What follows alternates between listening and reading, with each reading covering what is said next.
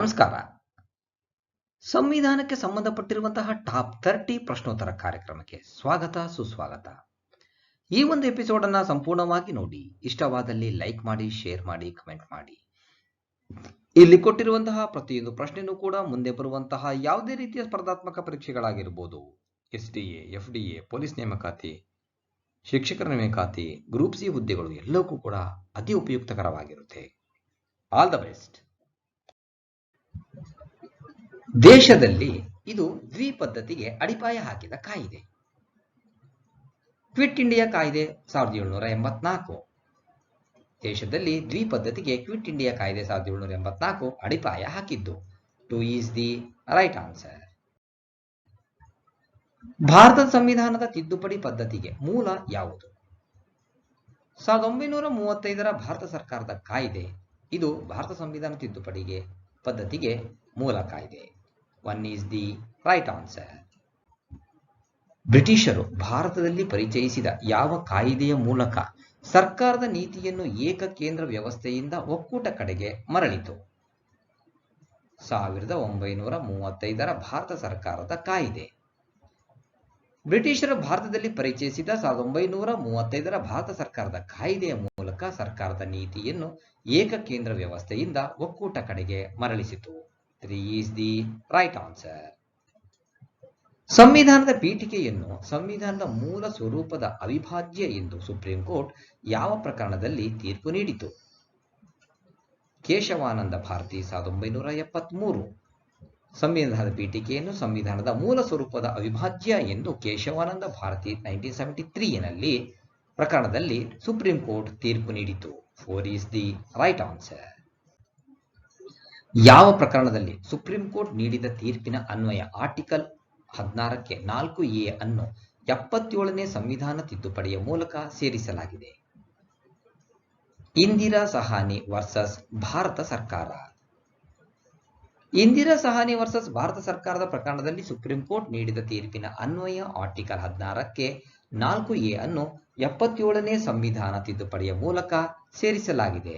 2 is the right answer. Lok Sabha ಸ್ಥಾನಗಳಲ್ಲಿ ಕೆಲವೊಂದನ್ನು ಯಾವ ವರ್ಗಕ್ಕೆ ಮೀಸಲಿಟ್ಟಿಲ್ಲ? ಸ್ವಯಂ ಪಾಲನೆಯ ಜಿಲ್ಲೆಗಳಾಗಿ ಪರಿಶಿಷ್ಟ ಪಂಗಡಗಳಿಗೆ ಅಸ್ಸಾಂನಲ್ಲಿ ಕಲ್ಪಿಸಿರುವ ಮೀಸಲಾತಿ ಸ್ಥಾನಗಳು. ಇವುಗಳಲ್ಲಿ ಕೆಲವೊಂದನ್ನು ಈ ವರ್ಗಕ್ಕೆ ಮೀಸಲಿಟ್ಟಿಲ್ಲ.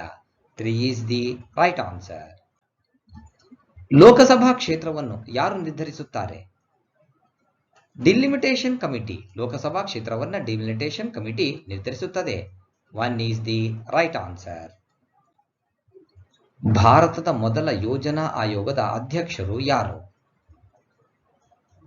ಜವಾಹರಲಾಲ್ ನೆಹರು ಭಾರತದ ಮೊದಲ ಯೋಜನಾ ಆಯೋಗದ ಅಧ್ಯಕ್ಷರು, ಅಂದರೆ ಈಗಿನ NITI Aayog. Jawaharlal Nehru. 1 is the right answer.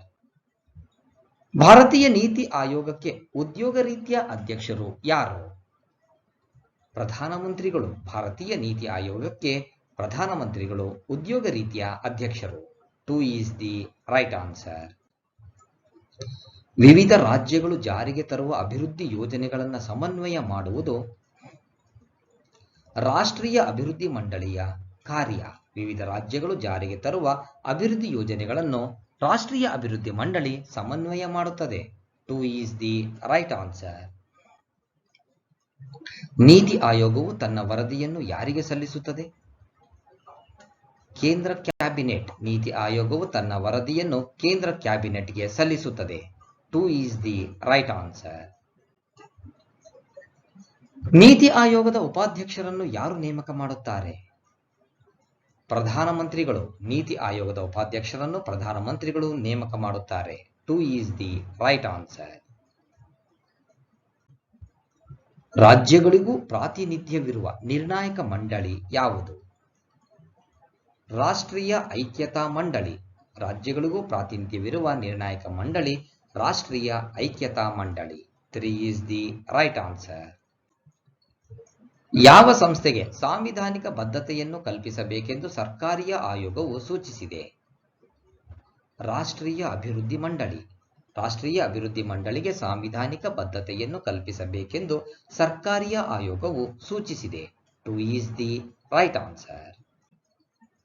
ಸಂವಿಧಾನದ ಯಾವ ವಿಧಿ ಅನ್ವಯ ರಾಜ್ಯಗಳು ಗ್ರಾಮ ಪಂಚಾಯಿತಿಗಳ ರಚನೆಗೆ ಕ್ರಮ ಕೈಗೊಳ್ಳುತ್ತವೆ? ಪರಿಚ್ಛೇದ 39.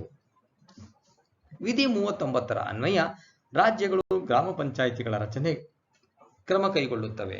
2 is the right answer.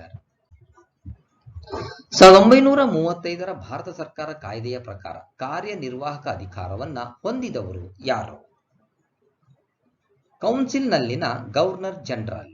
1935ರ Bharat ಸರ್ಕಾರದ ಕಾಯ್ದೆಯ ಪ್ರಕಾರ ಕಾರ್ಯನಿರ್ವಾಹಕ ಅಧಿಕಾರವನ್ನು ಕೌನ್ಸಿಲ್ನಲ್ಲಿನ ಗವರ್ನರ್ ಜನರಲ್ ಹೊಂದಿದ್ದಾರೆ.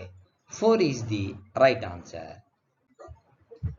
ಈ ಕೆಳಗಿನವುಗಳಲ್ಲಿ ಭಾರತದಲ್ಲಿನ ರಾಜಕೀಯಗಳಲ್ಲಿ ಅತ್ಯಂತ ಶಕ್ತಿಶಾಲಿಯಾದುದು ಯಾವುದು? ಅಖಿಲ ಭಾರತ ಟ್ರೇಡ್ ಯೂನಿಯನ್ ಕಾಂಗ್ರೆಸ್. ಅಖಿಲ ಭಾರತ ಟ್ರೇಡ್ ಯೂನಿಯನ್ ಕಾಂಗ್ರೆಸ್ ಭಾರತದಲ್ಲಿನ ರಾಜಕೀಯಗಳಲ್ಲಿ ಅತ್ಯಂತ ಶಕ್ತಿಶಾಲಿಯಾಗಿತ್ತು. 3 is the right answer. ಭಾರತದ ಸಂವಿಧಾನದ ಪೀಠಿಕೆಯಲ್ಲಿನ ಪದ ಜೋಡಣೆ ಸಾರ್ವಭೌಮ, ಸಮಾಜವಾದಿ, ಜಾತ್ಯತೀತ, ಲೋಕತಾಂತ್ರಿಕ, ಗಣತಂತ್ರ. ಇದು ಸಂವಿಧಾನ ಪೀಠಿಕೆಯಲ್ಲಿನ ಪದ ಜೋಡಣೆಯಾಗಿದೆ. 3 is the right answer. 21 February 1948ರಂದು ಭಾರತದ ಸಂವಿಧಾನ ಸಮಿತಿಗೆ ಸಲ್ಲಿಸಿದ ಸಂವಿಧಾನದಲ್ಲಿದ್ದು 395 ಪರಿಚ್ಛೇದಗಳು ಮತ್ತು 8 ಶೆಡ್ಯೂಲ್ಗಳು. 2 is the right answer. 21 February 1948ರಂದು ಭಾರತ ಸಂವಿಧಾನ ಸಮಿತಿಗೆ ಸಲ್ಲಿಸಿದ ಸಂವಿಧಾನದಲ್ಲಿ ಇದ್ದದ್ದು 395 ಪರಿಚ್ಛೇದಗಳು ಮತ್ತು 8 ಶೆಡ್ಯೂಲ್ಗಳು. ಕ್ಯಾಬಿನೆಟ್ ಮಿಷನ್ ಅನ್ನು ಭಾರತಕ್ಕೆ ಕಳುಹಿಸಲು ಕಾರಣ? ಸಾಂವಿಧಾನಿಕ ಸಮಸ್ಯೆ ಸೂಕ್ತ ಪರಿಹಾರವನ್ನು ಕಂಡುಕೊಳ್ಳಲು. ಕ್ಯಾಬಿನೆಟ್ ಮಿಷನ್ ಅನ್ನು ಸಾಂವಿಧಾನಿಕ ಸಮಸ್ಯೆ ಸೂಕ್ತ ಪರಿಹಾರವನ್ನು ಕಂಡುಕೊಳ್ಳಲಿಕ್ಕೆ ಭಾರತಕ್ಕೆ ಕಳುಹಿಸಲು ಕಾರಣವಾಯಿತು. 3 is the right answer. ಭಾರತದಲ್ಲಿ ಸಂವಿಧಾನ ಪರಿಷತ್ ರಚನೆಗೆ ಶಿಫಾರಸು ಮಾಡಿದ ಸಮಿತಿ? Cabinet mission. ಭಾರತದಲ್ಲಿ ಸಂವಿಧಾನ ಪರಿಷತ್ ರಚನೆಗೆ ಶಿಫಾರಸು ಮಾಡಿದ ಸಮಿತಿ cabinet mission. 3 is the right answer. ಉಪರಾಷ್ಟ್ರಪತಿಯಾಗಲು ಒಬ್ಬ ವ್ಯಕ್ತಿಗೆ ಅಗತ್ಯವಿಲ್ಲದ ಅರ್ಹತೆ ಏನು? ಪದವೀಧರ. ಉಪರಾಷ್ಟ್ರಪತಿಯಾಗಲು ಪದವೀಧರನಾಗುವ ಅವಶ್ಯಕತೆ ಇಲ್ಲ. 1 is the right answer. ಇವುಗಳಲ್ಲಿ ವಾಸ್ತವ ಅಂಶ ಯಾವುದು? ಜವಾಹರಲಾಲ್ ನೆಹರು, ಮೊಹಮ್ಮದ್ ಅಲಿ ಜಿನ್ನಾ ಮತ್ತು ಸರ್ದಾರ್ ಪಟೇಲ್ ಸಂವಿಧಾನ ಸಮಿತಿಯ ಸದಸ್ಯರಾಗಿ ಕೆಲಸ ಮಾಡಿದರು. ಇದು ವಾಸ್ತವ ಅಂಶ. 2 is the right answer. ಯಾವ ದೇಶದ ಸಂವಿಧಾನವನ್ನು ಭಾರತದ ಸಂವಿಧಾನದ ಪೀಠಿಕೆಯು ಹೋಲುತ್ತದೆ? ಅಮೆರಿಕ. ಅಮೆರಿಕ ದೇಶದ ಸಂವಿಧಾನವನ್ನು ಭಾರತದ ಸಂವಿಧಾನದ ಪೀಠಿಕೆಯು ಹೋಲುತ್ತದೆ. 2 is the right answer. ಭಾರತದ ಸಂವಿಧಾನವು ತನ್ನ ನಾಗರಿಕರಿಗೆ ಭರವಸೆಯಾಗಿ ನೀಡಿರುವ ಹಕ್ಕುಗಳು ಮೂಲಾಧಾರ. ಭಾರತ ಸಂವಿಧಾನವು ತನ್ನ ನಾಗರಿಕರಿಗೆ ಭರವಸೆಯಾಗಿ ನೀಡಿದ ಹಕ್ಕುಗಳು ಮೂಲಾಧಾರ ಹಕ್ಕುಗಳು. 3 is the right answer. ಸ್ವಾತಂತ್ರ್ಯಕ್ಕೂ ಮೊದಲು ಭಾರತೀಯ ನ್ಯಾಷನಲ್ ಕಾಂಗ್ರೆಸ್ನಲ್ಲಿ ಸಮಾಜವಾದವನ್ನು ಪ್ರಚಾರ ಮಾಡಿದವರು ಯಾರು? ಜವಾಹರಲಾಲ್ ನೆಹರು. ಸ್ವಾತಂತ್ರ್ಯಕ್ಕೂ ಮೊದಲು ಭಾರತೀಯ ನ್ಯಾಷನಲ್ ಕಾಂಗ್ರೆಸ್ನಲ್ಲಿ ಸಮಾಜವಾದವನ್ನು ಜವಾಹರಲಾಲ್ ನೆಹರು ಪ್ರಚಾರ ಮಾಡಿದ್ದು. 2 is the right answer. ಭಾರತೀಯ ಸಂವಿಧಾನವನ್ನು ಯಾರು ಅನುಮೋದಿಸಿ ಸಲ್ಲಿಸಿರುವಂತೆ ಹೇಳಲಾಗಿದೆ? ಭಾರತೀಯ ಪ್ರಜೆಗಳು. ಭಾರತೀಯ ಪ್ರಜೆಗಳು ಭಾರತೀಯ ಸಂವಿಧಾನವನ್ನು ಅನುಮೋದಿಸಿ ಸಲ್ಲಿಸುವಂತೆ ಹೇಳಲಾಗಿದೆ. 2 is the right answer. ಕೆಳಗಿನವುಗಳಲ್ಲಿ ಸಂವಿಧಾನ ರಚನಾ ಸಮಿತಿಯ ಸದಸ್ಯರು ಅಲ್ಲದವರು?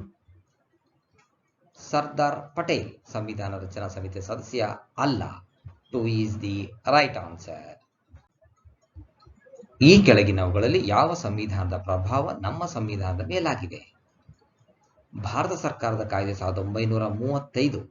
ಇದರ ಪ್ರಭಾವ ನಮ್ಮ ಸಂವಿಧಾನದ ಮೇಲಾಗಿದೆ. 4 is the right answer. Bharat ಗಣತಂತ್ರ ರಾಜ್ಯವೆನ್ನಲು ಈ ಹೇಳಿಕೆ ಸರಿಯಾಗಿಲ್ಲ. ರಾಷ್ಟ್ರಪತಿ ವಾರಸತ್ವದಿಂದ ಪದವಿಗೆ ಬರುವುದಿಲ್ಲ ಎಂಬ ಹೇಳಿಕೆ ಸರಿಯಾಗಿಲ್ಲ. 3 is the right answer. ಸಂಪೂರ್ಣವಾಗಿ ಈ ವಿಡಿಯೋ ನೋಡಿದ್ದಕ್ಕೆ ಮತ್ತೊಮ್ಮೆ ನಿಮಗೆ ಹೃತ್ಪೂರ್ವಕವಾಗಿರುವಂತಹ ಧನ್ಯವಾದಗಳು. All the best. Thank you.